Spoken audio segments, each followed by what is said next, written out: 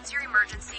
5, 4, 3, 2, 1. Welcome to the PIO podcast, a place to discuss all public information-related topics for police, fire, EMS, and local and federal government organizations. It was a good learning experience for a lot of us that social media is not real life. But we have to remember the media are very rarely a target audience. They're simply that conduit. Our words have impacts on individuals, and it may not be positive. So just being thoughtful and mindful of the words that we speak. I think what's so interesting about this position too, and this job and this profession, is that every one of us is looking for purpose, and when we find it here, that's it. To know is that a crisis for one is not necessarily a crisis for another. This episode is sponsored by the Social Media Strategy Summit, the leading provider of social media education. They host annual events designed specifically for government communications professionals like you to help you build and engage your communities through social media. Visit their website at socialmediastrategiessummit.com to learn more and use promo code PIO podcast for 10% off of your registration.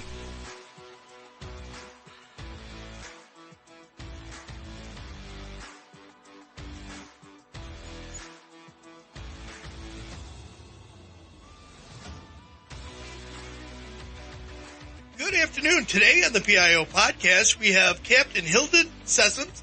He is a PIO for the Oxford, Mississippi Police Department. Welcome to the show, sir. Glad to be here. So, Captain, first let's put some context to where your agency's at and where it's located. So, where's it located? What's the population, and how many officers do you have in your department? Sure. So, Oxford, Mississippi is located in North Mississippi.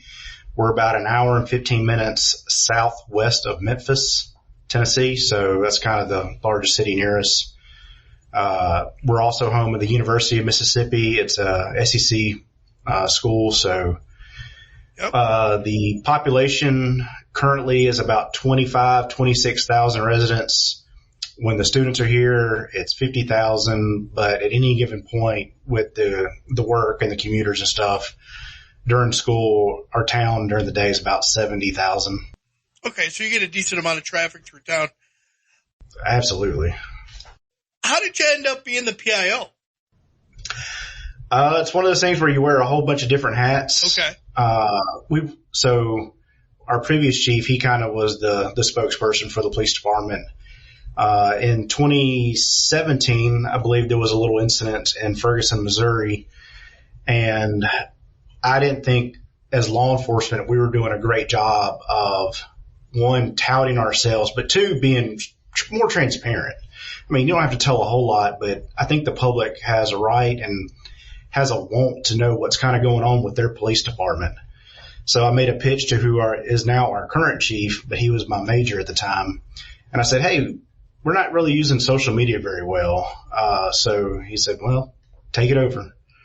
So I became the, acting PIO, grew our audience really big. I think our Facebook page has almost 50,000 folks. So when you think about a town of 25,000, and our Twitter is also about 50,000. So when you think about doubling your population, we have a pretty good reach. It was also about connecting bridges. We didn't have a very great relationship probably with our university students. And what's an easy way of connecting with students? Social media. So my idea was to just put out a little bit more information, be funny with them, kind of personalize and humanize what we actually do. And it's worked out really well. Excellent. And that job title stuck with me since. And how long ago was that? 2017. So going on 6 years now. Okay, so going back to 2017, you went to the FBI National Academy. I know in the academy course they have a PIO, kind of a public information section. What'd you pick up from there that you learned? So I think that one of the biggest things is how you message stuff. You just don't want to leave, hey, this is what we got, and that's it.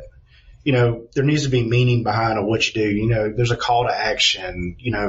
who can we thank at any time?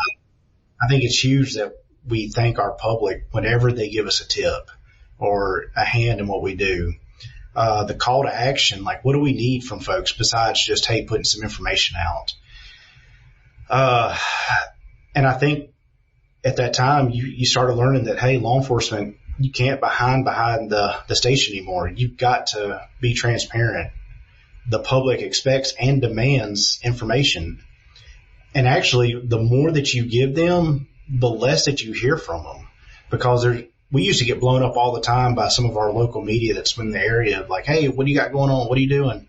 Now we push out so much information, they don't even call us. They just see what we're doing online or what we push out, and then they just run with that. Gotcha. Okay. The dark side of social media is back in 2019, you were doxxed via Facebook account, and it was found to be a fake page, was created by someone else. Because you were very out there with your social media account for the department, do you believe that contributed to it happening? So at the time, we did not know. I'll tell you a little backstory on it. So I was in the DUI unit for 5 years. So I didn't make a lot of friends. And there was a DUI I wrote in 2010, and it got appealed for 9 years. So it was still in limbo for 9 years. And then come appeals court, the guy showed up and eventually pled guilty to his DUI that he could have been done and been over with long ago. 2 days later, this page that has my name, my pictures and stuff on there are posting some pretty horrible things on the New York Times Facebook page under the comments section. So that's how it all got started. And then when it was actually funny, I was telling Chief about it earlier. I was actually eating breakfast. It was my day off, and I was at one of the restaurants. He said, "Where are you at?" And I said, "I'm eating breakfast." He said, "You need to get to the station now." I was like, "Okay, that's never good." And he said, "I know this isn't you, but what's going on?" And our investigators were able to figure out the IP address and everything like that, and it came back to the person who I wrote a DUI to in 2010. Oh, my goodness. So something that happened 9 years ago, and this guy just decided he's going to target you.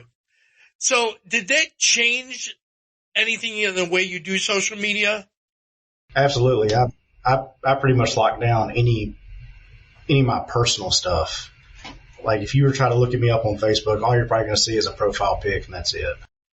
I think I'm a little bit more conscious about what I personally post, but as far as the department, I don't think it slowed us down any. Okay. Did you make any kind of changes in training social media for your staff? No, we've had a pretty good social media policy about the do's and don'ts of what to post, and I think it was just a good example of why. Yeah, I would say so. All right, so in March of this year, you utilized the department's Instagram account to send a direct message to a group that was going to protest outside of a grand jury hearing. Can you explain why you did it, and what's the importance of monitoring your social media? So our monitoring social media, especially in our area, in anybody's area, it gives you a great insight of what's going on in your community, and also can give you a heads up of what's coming. So this group, we have a very serious case that's still pending. It involves a missing person, a capital murder case, and the protest was in support of him, of the victim. And what we don't want is so much attention and scrutiny brought to this case, because a grand jury proceeding was going on at that time, that the judge feels like, hey, we got to change venue, or we need to move it somewhere else, or bring in a jury from somewhere. We don't want that. So I was just trying to help tell this group, hey, well, I'm not telling you can't protest, but just know that these actions may have consequences in having this case eventually relocated somewhere else. And how did they react to you reaching out to them? They did not take it very well. They took it just how we thought they would, that we were trying to stymie their First Amendment right to protest. And it wasn't that. We just want them to be mindful that, man, we've done everything we possibly can on this case to bring justice to this family. And we don't want to cause anything to lose this case or have it moved somewhere else. And as a result, they protested anyways? They protested anyways. Did that impact the grand jury? It did not impact the grand jury, but I'm sure that the defense attorney will file motions saying it. Motions and whatnot. Right. All right, so let's talk about some of the other social media accounts. So we know you have Facebook. We know you have Instagram. I think you said Twitter. Do you have anything else? We got YouTube. So I think it was 2 years ago, funny story, we were trying to look for an in-house IT person, and the salary that we were given cannot afford an IT person. So we're like, well, what can we do with this money? And of course, our social media was really kicking. It was doing well. Well, one of our dispatchers graduated from Ole Miss, and he's a broadcast journalism major. So we went to talking with him, and he's got all these skills in video editing and graphic design. And so now I actually have somebody under me as a secondary PIO who handles a lot of the behind-the-scenes stuff. Okay. So a lot of our graphics and videos we put out on YouTube, he does some really great stuff that I could never do. And it's been a hit too. So what are you putting out? What are you putting out on your YouTube channel? We'll do recaps of events that we've hosted or gone to. Our SROs have gotten pretty creative. They did a end of the year video for the students where it was kind of a spoof on The Office. So those type videos are a pretty big hit in our community. And I would think that those would reach the younger people pretty well. I think they would. Absolutely. They hit home for them. On your Instagram, are you doing the typical photo posts? Are you doing reels or stories or anything like that? When I post, I just do the photo post. A lot of that's kind of over my head. We had some PIO interns this past semester who were obviously a lot more fluent in that type stuff and did some of those reels and whatever. It's like, I forgot what it's even called, but it's like a continuous image that they made. And, some of that stuff's kind of over my head these days, but it's amazing what you can do nowadays and what young people can do. So that's cool. So where do you see your agency going with social media in the future? Let's take a quick break. I think it would be useful at least to experiment, and I know some universities have started to experiment with this, but experiment with having, a required course maybe for all students entering the university. They used to have a course at my university, which was like here's how to go to college class, here's how to study and things like that. They don't have that course anymore, but instead of having something like that, have a course that show students, here's the history of free speech, here's how it. I think it's the way that we communicate these days. I think the old days of contacting whatever newspaper or TV agency to tell them that, hey, we got this going on. Hey, as our chief called it, we're WOPD. We're our own news station because what are the news like? They like terrible, bad stories. You can send them a 1,000 good things, and you have one bad thing, and everybody's going to be here for the one bad thing. So why not be WOPD, and we push out all the good that we're doing? I mean, there's so much stuff that we did that we never publicized because it was like, hey, we don't want to pat ourselves on the back. Well, by God, we're in an area where police departments should pat themselves on the back. This job is stressful. It's tough. We go above and beyond the normal just calls, and we do so much community involvement. I think it's important that everybody sees what we put back into our community. Let me ask you this. You said you have you have a person that's underneath you and has a YouTube channel. You had a couple of interns. Were these from the college? Yeah, so they were from the, I forgot what the actual name of school is, the journalism school at Ole Miss. Well, that's pretty impressive. That for a town of your size, a department of your size, to be able to bring in some interns, that's awesome. So you're giving them some real world exposure. Mm-hmm. You're benefiting off of their youth and their knowledge using social media in a different way, right? Yeah, and absolutely. And they get to build a portfolio. So when they graduate, they can instantly just show all this stuff that they've done. And it was our first semester that we had PIO interns, and they knocked it out of the park. So let's talk about how this came about. Where did you get the idea to go to Ole Miss and say, hey, can we get a couple of your young students that are in journalism to come and work for us? Let's go through the whole thing. So we've always had, Ole Miss has a criminal justice school too. So we've always had CJ majors doing internships here. So back in the fall, I was finally like, why don't we have any PIO interns? Or marketing or something like that. And so I reached out, and they said, yeah, we'll put up a post. And we had about 7 or 8 integrated marketing majors, I think that's what they're called, reach out. We selected 2 of them. Are you going to do it again next year? Yep, we've already posted again, and we've had some folks already reach out about it. So you post it where? Where does it go? So we post on our social media, but we also send it to the School of Journalism, who then email it out to all their journalism students, and they post it inside the School of Journalism building. All right, so if you're posting on social media and somebody from outside of the area wants to do it, would you accept them if they met the criteria? No, we leave it to pretty much Ole Miss students major in journalism or stuff. Totally understandable. Yeah, it makes sense. You want to give to the hometown. We did have some who weren't even students. They're like, I'd love to do that. Like, we're kind of limited to students. Okay. All right. Very good. Very good.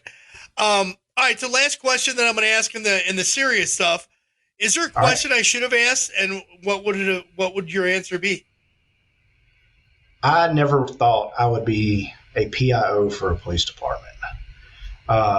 It's one of those deals that you kind of got thrown into, and it's just worked. Again, our department size, we're 85 sworn. We have 114 employees. So we all wear a lot of different hats. Right now I'm an admin captain, so I have a whole bunch of stuff behind the scenes. But then PIO has kind of always been with me from if I've moved positions. And one day somebody else will take it over, but I still enjoy doing it. You said you kind of fell into it. I think you volunteered yourself for it. After you saw kind of the nonsense that happened out of Ferguson and how poorly they communicated. I think it's one of those deals like, hey, it was your idea. Go. Yeah, very good. That's okay, though, because you can't just put anybody in this position. You have to want to be a public information officer. You have to want to be able to reach out to your community and interact with them in ways that are not what normally cops want to do. No, you have to be comfortable talking with folks. You have to be comfortable in front of a camera. It's amazing why folks that'll come up here and they're like, I want to film an officer, and how many they just take off running to their cars like, I don't want to be on camera. I don't want to be on camera. Like, you were on camera all day. We have body cameras. We have in-car cameras. Guys, you are on camera. You're just doing it in a more formal way now. Right. And it's important. And I think what we do as public information officers is extremely important. I think the ability and the passion that we put towards this career and this profession, it shows. You can see the changes and we've battled some really bad stuff over the last few years between Ferguson, Minneapolis, the Tyree Nichols case. Those cases right now embody everything that's horrible about law enforcement, but it's certainly not indicative of the, 150,000 officers across the country. It's 0.1%, minus that somewhere along the line that are the bad apples. Yeah. And you learn so your messaging and how you portray your police department, you're filling this cup up full of goodwill. You're showing all this great stuff. So when that one bad thing happens, and it may not be in your community, it may be somewhere else that drains your cup, it's not completely empty. It may just be halfway. All right, we got work we got to do. Let's fill that cup back up. I call it putting it in the bank. Everything that you do that's goodwill is banked. And when the bad thing happens, you're going to lose a little bit out of the bank, and you got to build it back up again. But it's better to start with a whole lot than have nothing in there. You can't start from zero. It's impossible. We've seen departments that have done that, and it goes crazy. All right, Captain, let's talk about rapid fire questions. You ready? All right. Texting or talking? Texting. Coffee or tea? Tea. Sweet, or excuse, it's going to be unsweet iced tea. Unsweet iced tea. You're from the South, so it's got to be some kind of tea. Adult drink of choice? Bourbon. Do you have a favorite type of bourbon?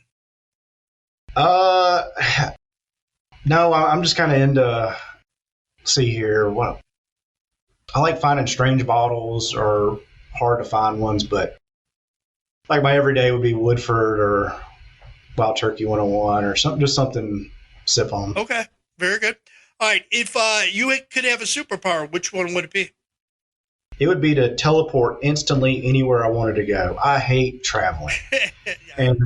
And with a 7-year-old and a 3-year-old, it makes going on vacation just about nearly impossible because you're looking at 7 or 8 hours to the beach, and I could not be in a car with them for 7 or 8 hours. So it'd be nice to just snap your finger and instantly be there. That would be nice. Do you have a pet? We have 2 dogs, Coop, who's a golden doodle, and Pepper, who is a French bulldog. We also have 3 chickens, Big Papa, Freckles, and Little Sunshine. I love those names. Those were named by my daughter. And I think that's all we got for now. Okay, there you go. Is there a book or author who had some kind of influence on you? I don't do a whole lot of reading. I listen to a ton of podcasts. Okay. So I'm a politics junkie and a sports junkie. So that's kind of where I steer my. All right. So what's your sports podcast? So we got a local one called Rebel Grove, but I'll listen to. Shouldn't ask me that. Sorry about that. I didn't mean to put you on the spot. I'm sorry. Ask permission or beg for forgiveness? 10 years ago, it would have been begged for forgiveness, but I am 100% an ask for permission person now. Okay. All right. I've been in that seat too many times. Oh, yeah. I know the feeling. If you could have coffee with any historical figure, who would it be? I'm also a historical junkie, so it would have to be somebody from like World War II, like Winston Churchill, or maybe even a past president like Teddy Roosevelt. He just seems like he'd have a ton of good stories. Yeah, Teddy Roosevelt lived an interesting life and did a lot of great stuff for this country. I don't think a lot of people realize it. Several years ago, I took a trip back to D.C. with my family, and you go look at all the things that he did and what he, creating the national park system was enough. But all the other stuff he did was absolutely amazing too. So yeah, he'd be a great person to talk to. All right. Final thoughts. What key points would you like listeners to take away from our interview today? Well, if you're looking at starting a PIO, start small. Have a 5-year or a plan, but don't think you got to jump out into it all at once. There's really not a book on how to be a PIO, especially in law enforcement. So there were times that we swam real well, and there's times that we sank, but we learned from them and said, well, let's not do that again. And there are going to be bumps in the road. Just power through them and be a good messenger for your police department. Gotcha. Excellent. Anything you'd like to add? Not a whole lot. I appreciate being on. This is, I think, my second podcast I've been on. So actually my third, because we one of our in-house things for mental wellness is we bring in folks who specialize in either finance or marriage and stuff like that, and we do an in-house podcast for our folks. Excellent. So they could get like an hour of continuing education just riding around listening to something. Cool. Excellent. All right, how can people best reach out to you if they want to connect or follow up with anything they heard today? Obviously, any of our social media accounts. Facebook's it's Oxford MS Police Department. Twitter, it's at Oxford Police. Instagram, it's at Oxford Police. Or my email, hsessums@oxfordpolice.net. And I will add all of that into the show notes so they will be able to find it easily. Awesome. It's pretty cool. Hildon, thank you very much for coming on the show. I truly appreciate it. And I hope you had a good time and be safe. Absolutely. You too, sir. That's all for this week. We hope you enjoyed this episode. Another huge thank you to the Social Media Strategies Summit for being a sponsor of the PIO podcast. Join their First Responders Summit this April or their Government Summit this May.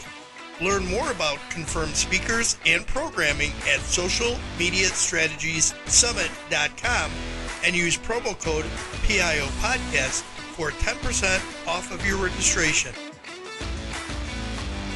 We hope you enjoyed this episode. Be sure to subscribe to the podcast to get notified of the latest episode. If you are listening on a platform that allows reviews, please give us a review. We appreciate any review, good or bad. It helps us improve on each episode. Until next time, be safe.